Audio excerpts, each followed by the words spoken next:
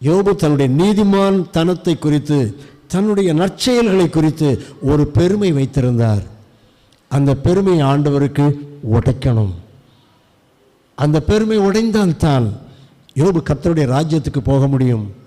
ஆகவே ஆண்டவர் யோபுக்கு துன்பங்களை அனுமதித்தார்.